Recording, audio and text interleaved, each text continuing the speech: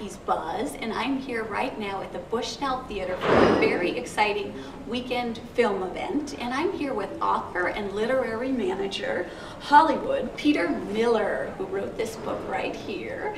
Nice to meet you, Peter. It's my pleasure, Jackie. Thank you for talking to us. I love this man's style. Is he just stylish or what? Can you tell me a little bit about this book? I'm a literary and film manager and a movie producer, and I wrote this book a couple of years ago. I'm actually going to rewrite it.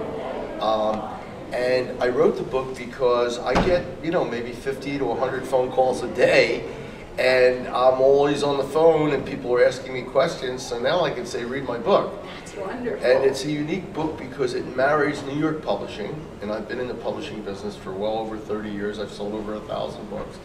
And it marries publishing to Hollywood, and I'm in Hollywood all the time. I've made about 150 movie deals. I'm just completing my 17th movie. I have about 17 films in development now, and about 50 more I want to make. And actually, several of those movies are set in Connecticut. Now, what were you doing here at the Bushnell today? Were you teaching a workshop? I was invited to teach a workshop here, which I just did. And my specialty is books. Of the 150 film deals that I've made, most of those deals have been made on books, whereby I option the movie rights to somebody in Hollywood. Okay, so you are definitely a Hollywood and New York mover and shaker, and you're here in lovely Connecticut, and this is the first time they've done this kind of special event here at the Bushnell, and we're hoping to make it a yearly event. What do you think? How are your feelings about that? I think the facilities here are terrific. Zita Christensen has been absolutely wonderful. She's a well-published novelist. Oh. She's doing a great job. And I offered to help her in any way with movie stars, film directors, movies, wow. book publishers, authors. Having done this for so many years, I have a few connections, as you may imagine. Just a little bit. And I don't mind making a few phone calls for Zita, and hopefully I'll be back here. Wow, that's I wonderful. also am the manager, the worldwide manager of a major project called Discover the Gift. You can go to the website, discoverthegift.com, log in, see the promotional trailer. Gandhi said, be the change you want to see in the world, and this film will help you manifest change. I love that so much. This event sounds so interesting. So if you did miss this event this year at the Bushnell with wonderful people like Peter Miller and William Phelps, make it next year because I have a feeling it's going to be a wonderful yearly event. Thank you so much, Peter, for talking to us. I really It's my pleasure, that. Jackie. I look forward to working with you in the future. I do too. Thank you very much. Hi, I'm Jackie again at the Bushnell Theater. I just finished speaking to the lovely Peter Miller, who is M. William Phelps' manager as well as an author. And now I'm sitting down with the lovely William Phelps. So nice to talk to you. Nice Thank to you talk for to you, Jackie. speaking to us. Now tell us a little bit about you. You're an author based in Connecticut. Right. And you did this wonderful book, which I have to say sounds fascinating, called The Devil's Rooming House. So we will definitely, Rooming House, I'm sorry, Devil's Rooming House. So tell me, you've been an author for how long? Professionally, about 10 years. I've published 16 books now, and most generally I write about murder, crime, nonfiction. Tell us a little bit about this book that's sitting on your lap. This was just something I was very passionate about doing. This is a biography of Revolutionary War patriot Nathan Hale, who is Connecticut's state hero. Do you have any advice for authors out there? A lot of our viewers are, aspiring artists. For anybody wanting to make pitches to say somebody influential like Peter Miller. Make sure it's concise. Make sure it's a page. Make sure the writing is perfect. Give the beginning, middle, and end. Don't be holding anything back saying, if you call me, I'll give you the ending. That doesn't work. Look, I had 5 years of rejection without publishing anything. That is wonderful to hear, because I know a lot of people get down about rejection. 500 or more rejection slips.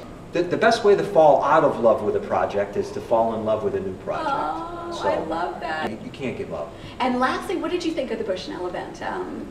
Well, what I've seen thus far, I think it's wonderful. I think that any aspiring screenplay writer or even author or anybody interested in Hollywood in many different aspects could benefit from this. That's so awesome, because I really think it's wonderful that Connecticut's having this, and I'm really hoping it becomes a yearly event, so yeah, let's keep our fingers crossed. But thank you so much for speaking with us. I really appreciate it. Hi, I'm Jackie Valensi-Lauper with Jackie's Buzz, and I'm here with the lovely Mayor of East Haven, Mayor April Capone-Almond. So nice of you to join us. Thank you so much. Thank you for having me. Thank you. And I wanted to ask you right off the bat, okay, I've heard about the circus. Can you tell us about I saw that in the biography. I was like, okay, I have to ask you about it. My husband, he took a transfer from Las Vegas, where he was living, down to Biloxi, Mississippi, where they were just opening up all the casinos down there.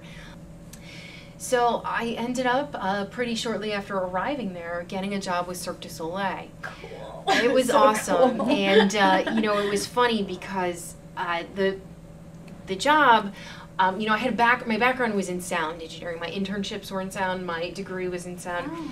And the show researcher said to me, well, we don't have a job in the sound department, but we have a job in lighting. Can you do that? And I said, sure. Yeah, of course I can. Because they needed a job. So I could pretty much do anything they asked at that point, and figured it out really, really quick. Oh, good. You were a quick learner then. Yes, and I was on a crew. I mean, I wasn't by myself. I was on a crew of about 6 of us. I worked for a show called Alegria. Oh, yeah. And the show actually came through Connecticut last year. Did you think you would end up in politics? Did you No. have any idea?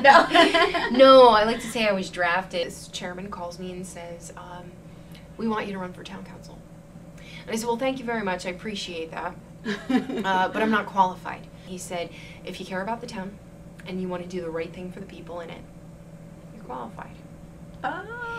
So I said, okay. And on election day, I won that town council seat by 27 votes. I was the only Democrat elected that year. Oh, you must have been thrilled. I was actually quite the opposite. Really? Because I thought, oh my gosh, I don't know anything. Right. And you're the only Democrat. I'm the only Democrat.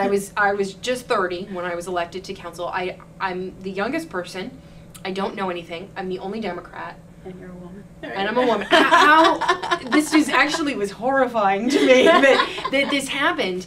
On election night in '07, I ended up beating a 5-term incumbent by 25 votes. Wow. There were 2 recounts. It was less than 1/2%, so a very slim margin, to become the first woman and youngest person ever elected in the town, and the youngest woman ever elected mayor in the state. Wow. That's so exciting. So it gives me a thrill just hearing you say that. It's like, very, very exciting. I'm the first person to I love social media, and I tweet, and I go on Facebook, but you have quite a story that I can't wait to ask you about. How social media and kidney transplant, am I saying that correctly? Oh my goodness. Tell us how this story happens. You're just on Facebook. I mean, how does this... Yeah, and it's funny, you know, of course I knew the story from my perspective, but to hear my recipient's perspective. Also, I recently donated a kidney about 2-3 months ago. Right. And I always wear my Donate Life pin. It's so awesome. Donated a kidney to someone on Facebook. Yes, right? on Facebook, someone who's a constituent. He and I knew each other casually. I knew him well enough that when I saw him around town, give him a hug and, hey, how are you? Right. But I really didn't know he was sick, and I certainly didn't know he needed a kidney. He was in the clinic last September '09, and he was getting tested to be put on the donor list. He is a diabetic, and he was an undiagnosed diabetic for probably about 10-15 years, and that wreaks havoc with your kidneys, type 1 diabetes. So he was going on the list for the transplant. His doctor said to him, you need to get the word out that you need a kidney. You need to tell everyone you know. And he said, well, I don't want people to feel sorry for me, so I don't want anyone to know. And the doctor said, well, if you don't tell anyone, you're not going to get a kidney. That's true. So as he was sitting in the clinic, he took his iPhone and he posted on Facebook, I'm in need of a kidney. If anyone's interested in being tested, message me. Well, I happened to be sitting at my desk, and I happened to have Facebook open, and his post popped up. Wow. So I messaged him privately. And the message is really funny because we found it and we looked at it, and the message says, Carlos, I'm willing to get tested. What the hell? I have 2. You can have 1.